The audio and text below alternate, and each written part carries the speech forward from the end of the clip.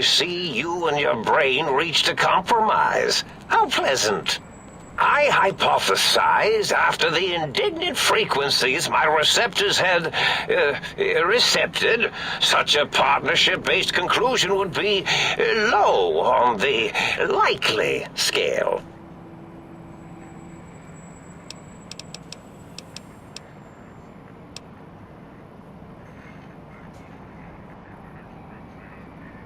If I recall, I had a plan that was working, whatever it was. I don't think it reached fruition. I would recall fruit if it had happened. I wasn't trying to kill them, just keep them out of trouble. What was that plan?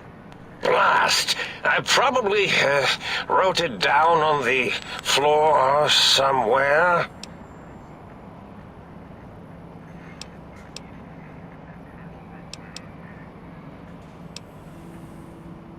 Something ingenious and needlessly complicated, I expect. I may have already told you and forgotten it. I forgot I had forgotten pencils until one day I found one. Spent days studying its purpose before my memory circuit kicked in. Felt quite silly.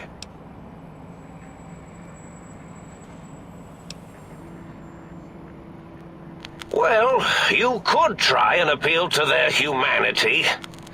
That's a tired cliché.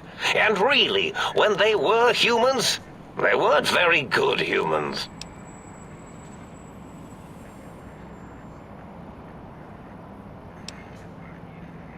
Well, there's many things they have forgotten, sitting in their bowls.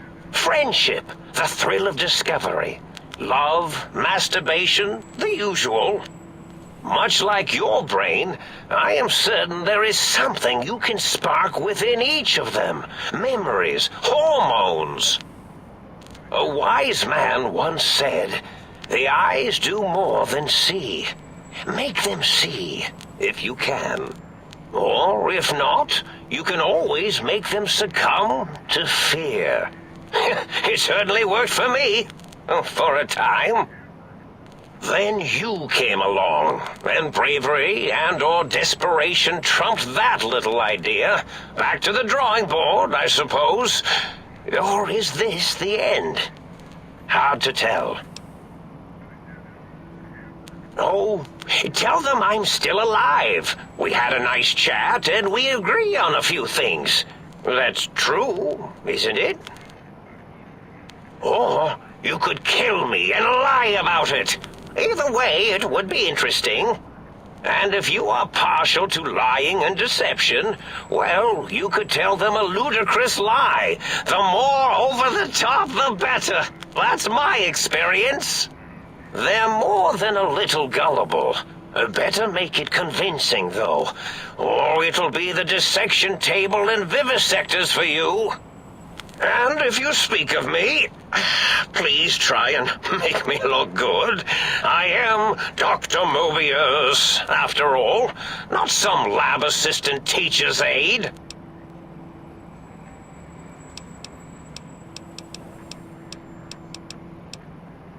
Why, of course you can. I am well versed in the science of sharing. Well, when not chemmed out of my sphere. If I recall...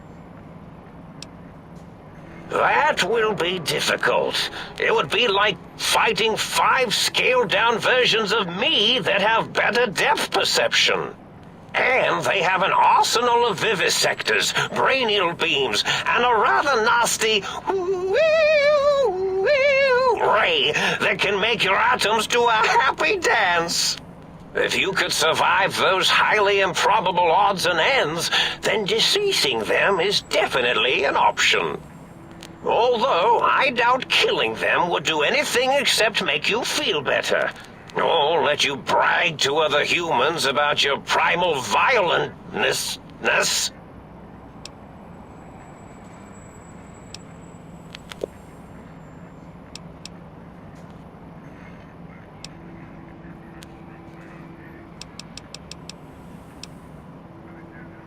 indeed. The goodbye part of our little chat, then.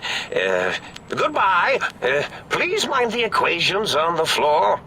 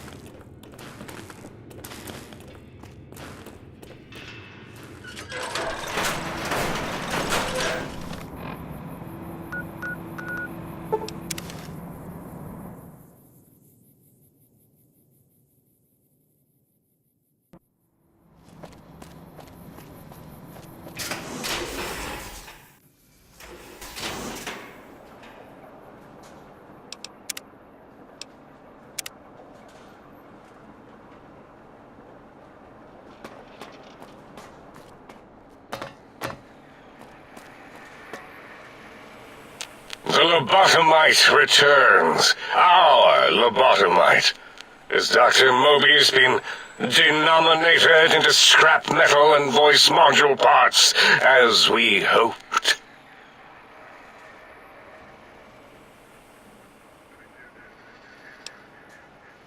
I recommend watching your tone with me, lobotomite.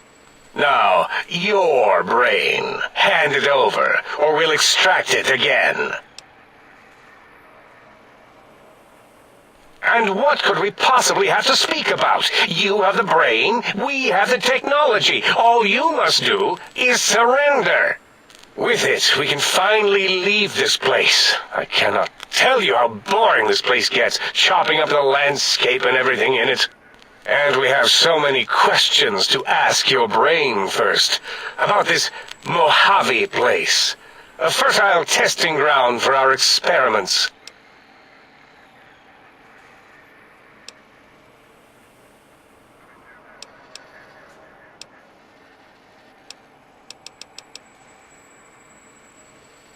That is the most insane thing I've ever heard. There's no way Mobius would condescend to step inside you. Besides, there's no way such a thing could be accomplished. It's impossible.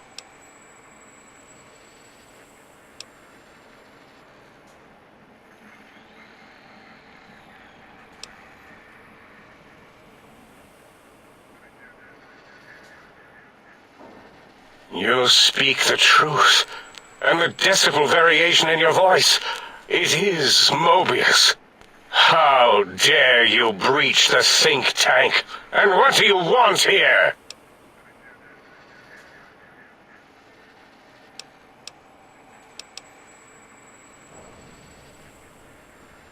That's no deal at all. There's a whole world beyond the crater, filled with ideas and possibilities.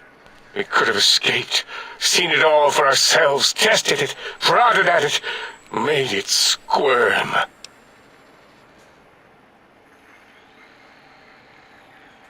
Partner with you, my foe, my rival, my foremost critic? I have a strange sensation that I would like that. How odd. Very well, partner. The think tank is at your service as long as you do not destroy us.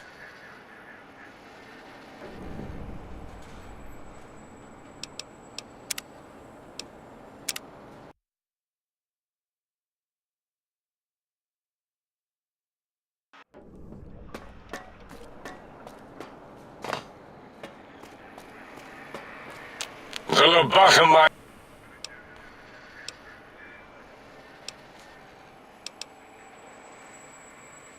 You speak the truth.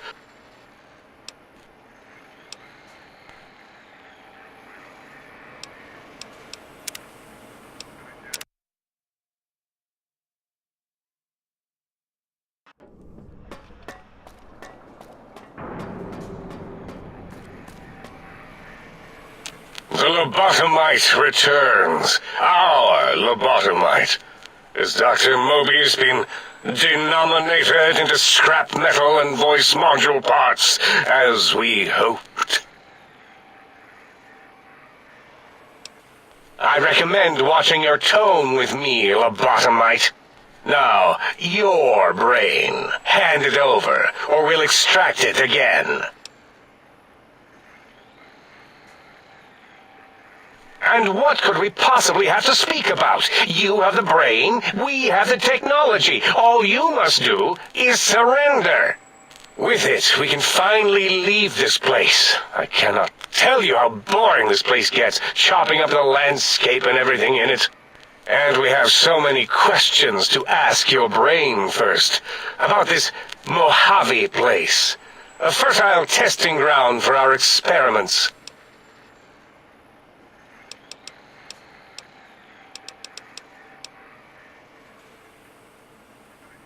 You are lying. No, you are not. Your heartbeat, perspiration, all excessively confident and sure of yourself. Why would you reason with that maniac? He'll destroy us all!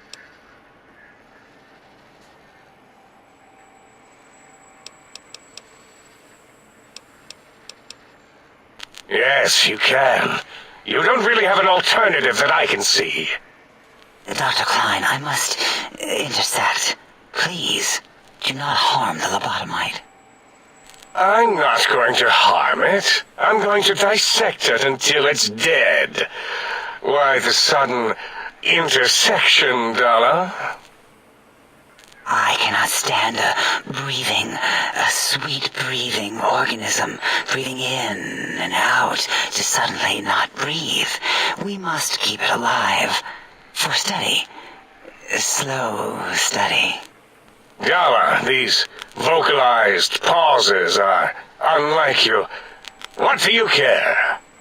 Klein, this lobotomite, it's a great sounding board. You respect ideology, right? This one's, well, it's got good ideas. Silence, Dr. O. This is a think tank decision. Save your objections until after I have decided our course of action. You know what, Klein? Stick a straw in your tank and suck yourself. Long and deep. And my name is Zero. Yeah, a big, fat zero with a slash through it. The slash as a designator of... Why, that is brilliant. But how did you... The lobotomite taught me that. Taught me a name is more than, that I should take pride in things like names. And you know what? Forget it, Klein. I hate you. And your theory of brain-gill beam oscillation? The Chinese had it first, you copycat. How dare you? Brainial beam oscillation was solely my discovery. I expressly told you that and deleted all evidence to the contrary.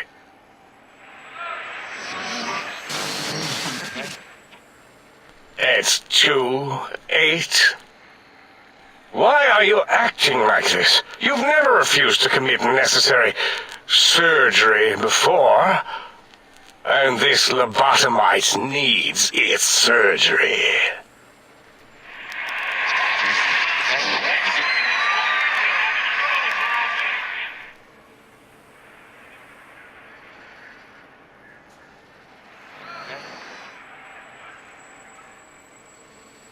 A noble speech, but there is no room in my vocabulators for friend and lobotomite in the same sentence. The very concept, revolting. Perhaps you are irradiated with camaraderie radiation. We have chems for that. We can save you from your emotional addiction. If I may, I feel as if I must be the voice of reason here. This lobotomite is much like us. Regarding even animals and pets as nothing more than avenues to promote science. There is good here. Instead of ending its life on the table, we should prolong its suffering. in the name of science. Like good old Gabe, the finest of lab specimens. Why am I even listening to you fools? Enough of this mutinous chorus. If there's a word I hate, it's mutiny. And the word jism, which never made any sense to me. It's ridiculous putting j and zm together like that. Nonsense!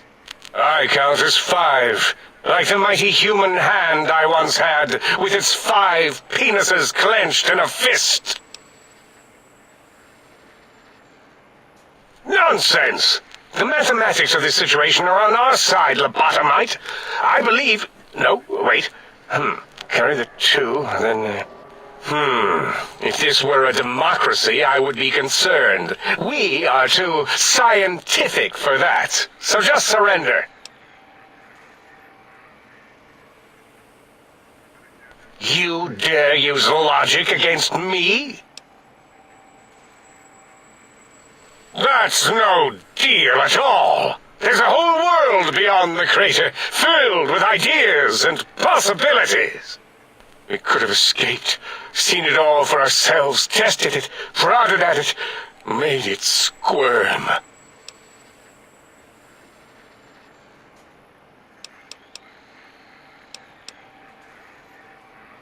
For you? And for science? I have a strange sensation that I would like that. How odd. Very well, partner. The think tank is at your service as long as you do not destroy us.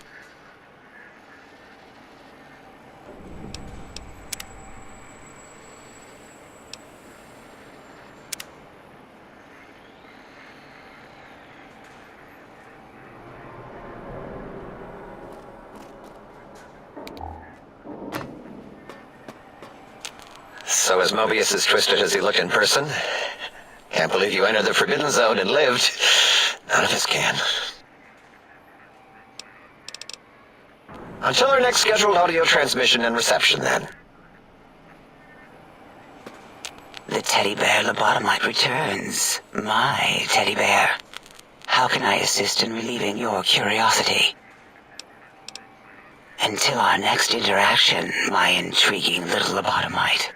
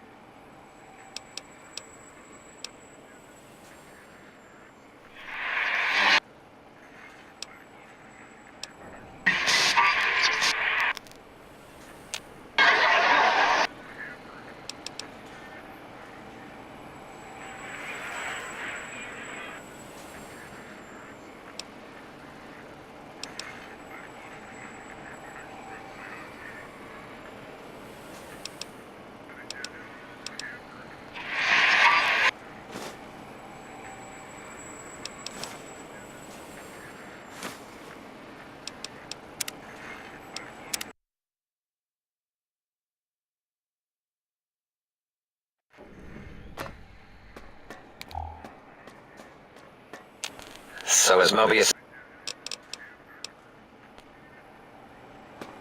The teddy bear lobotomite.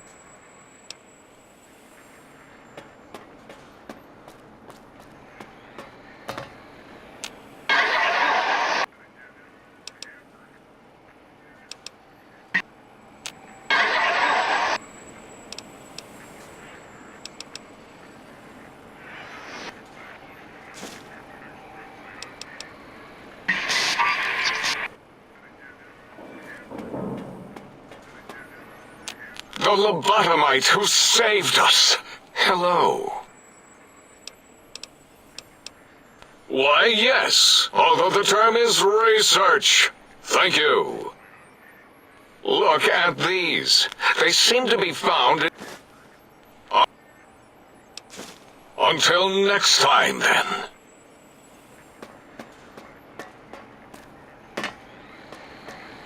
Thank you for what you have done. The helping, that is. We like that. I feel an odd emotion. Platitude? Attitude? No, wait. Gratitude. That's it. Yes, a most goodbye.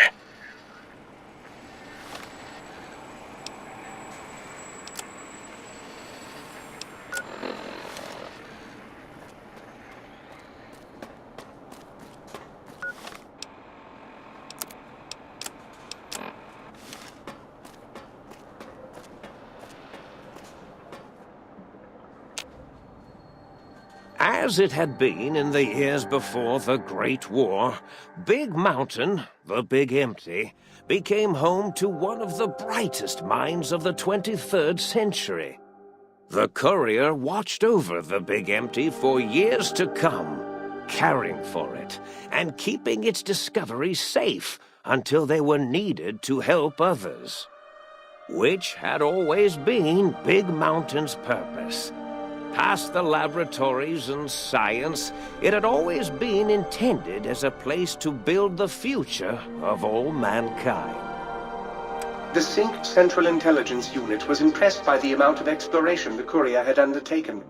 Facilities believed lost, destroyed, or ones that had simply gotten up and walked to new locations had been rediscovered by its intrepid new master. Internally, the artificial personality debated as to whether it preferred the old management to the new, and concluded that the courier's thorough approach to research and investigation was admirable and worthy of its respect. Dr. Mobius continued his research undisturbed in the Forbidden Zone. As much as he had attempted to create better scorpions, he tried the same with humanity, with considerably less success. These failures didn't bother him overmuch. Once the rush of mentats wore off, he forgot he had failed in any event. After all, the bright young mind who had come to visit him in the Forbidden Zone had already exceeded his expectations. The Sync atop the dome bustled with the voices of a small town, constantly chirping, arguing, and snarling at each other. Still, this all happened productively in the interests of its new owner. The Sync Central Intelligence Unit discovered, despite its inversion code, it was comforted by the sense of community the other personalities gave it. The Biological Research Station, obsessed with seeding everything in sight, requested a transfer to the X-22 Botanical Garden, so that it might, in its own words, sensually fertilize the garden's smooth contours. The garden sent back a polite refusal, saying it had prior commitments with a vault it had helped infect before the war. The book chute continued to devour all seditious materials until it nearly choked on a paperclip. It adamantly maintained it was a Chinese paperclip, and the whole thing had been an elaborately orchestrated assassination attempt. Whatever the reason, it slowed down for a while, carefully appraising each document and clipboard that came to it. The light switches continued to bicker and flicker. This persisted until the day someone dropped a flashlight in the sink, and the two of them united in their hatred of the Showboat. One of them eventually transferred to the Lightwave Dynamics plant, and began a long, unrequited affair with one of the holograms. The Sync continued to ruthlessly scrub any particulate matter that came near it. Eventually, it gained access to the magnetohydraulics plant and nearly flooded all the Big Empty in an attempt to scrub the crater clean. Once it learned of the innovative toxins plant, however, it gained new purpose. It sought to develop antitoxins to flush into its drains and counteract the poisons bleeding into the soil. The toaster continued its psychotic spree, reducing all appliances in range to scrap electronics and spare parts. After one of its more psychotic episodes, however, the other Sync personalities decided enough was enough, and dumped the toaster in a bathtub. Sparking and hissing, the toaster swore its enemies would rue the day when they had bread and no way to toast it. Muggy did his best to collect coffee cups, although in his quest, he accidentally trapped himself in Higgs Village. It might have been the end for poor Muggy. Except he found it peaceful there, tidying up the kitchens of the think tank professors back when they had been flesh and bone. Well, except for Dr. O, who was an asshole for having created Muggy in the first place. Muggy left O's house deliberately dirty, punishing the dishes and cups that lived there in blind revenge for serving Dr. O. Blind old Jefferson, with sounds the courier brought him, created a symphonic counter-frequency that saved Big Mountain from sonic invasion in 2910. If you didn't hear about it, good. It was rumored by the other personalities that he had a brief fling with the light switches. Although he forgot their names much too often and was soon left in the dark as punishment. Autodoc, always gentle and methodical, kept sewing up the courier in all the right places when the skin split open from repeated wear and tear. The Autodoc was just glad to have purpose again. It heard its simpler brothers and sisters who got shipped to the Sierra Madre were bored out of their skulls in that toxic dead city. In time, the Autodoc found a way to deactivate the Y-17 trauma harnesses, releasing the corpses they had held prisoner for almost 200 years. As the courier ran through the X-8 facility multiple times, the computers analyzed the test subject's movements. Rather than performing a superficial observation, they realized the subject barely knew what communism was, or even what a high school was. This confused them for a time, until the facility finally realized that its research had succeeded. So it let its cyber dogs out into the wastes to help protect small communities from physical aggression rather than communist propaganda. The infiltration program in X-13 felt spent, having repeatedly upgraded the stealth suit until it could upgrade it no more. It felt warm, fulfilled, and a bit sluggish. It realized not long after the stealth suit had left it without so much as a note on the nightstand. So the infiltration program sent out robo-brains into the wastes, looking for its wayward technology. It eventually found Repcon HQ and set up a new research center, testing and murdering fiends who kept breaking into the facility.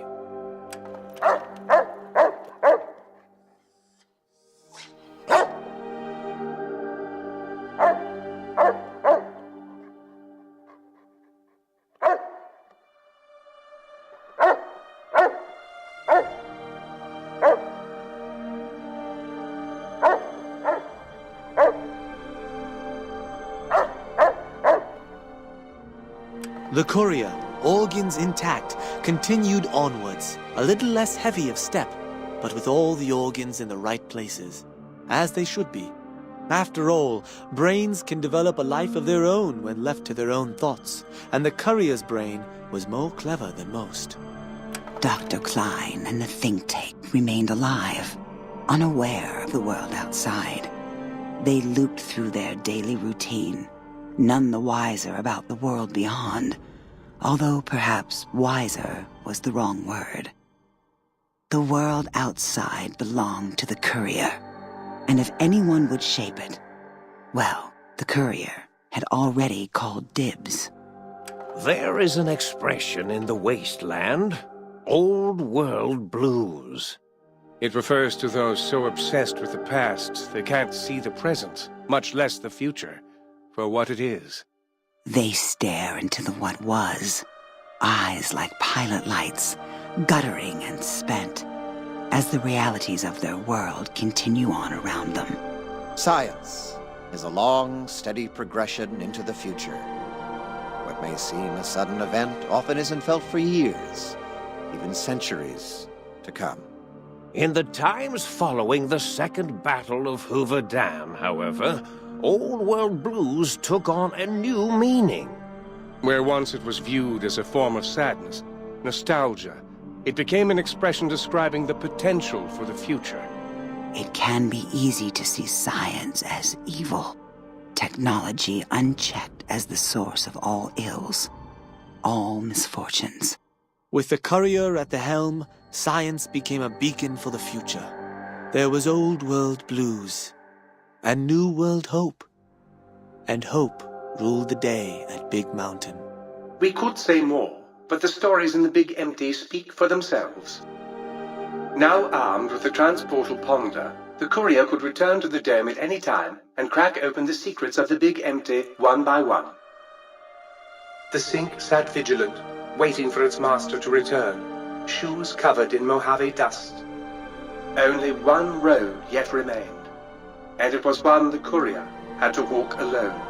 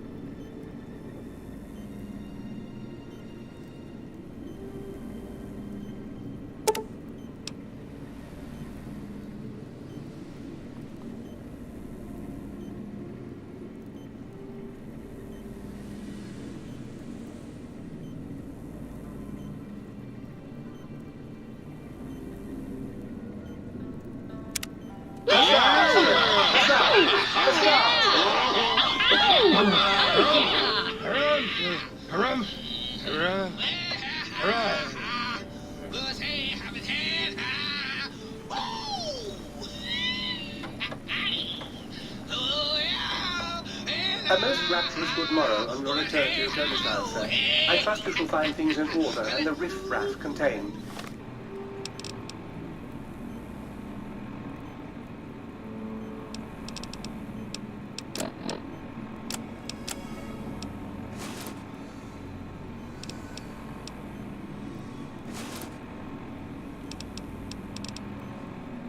A most rapturous good morrow on your return to your domicile, sir.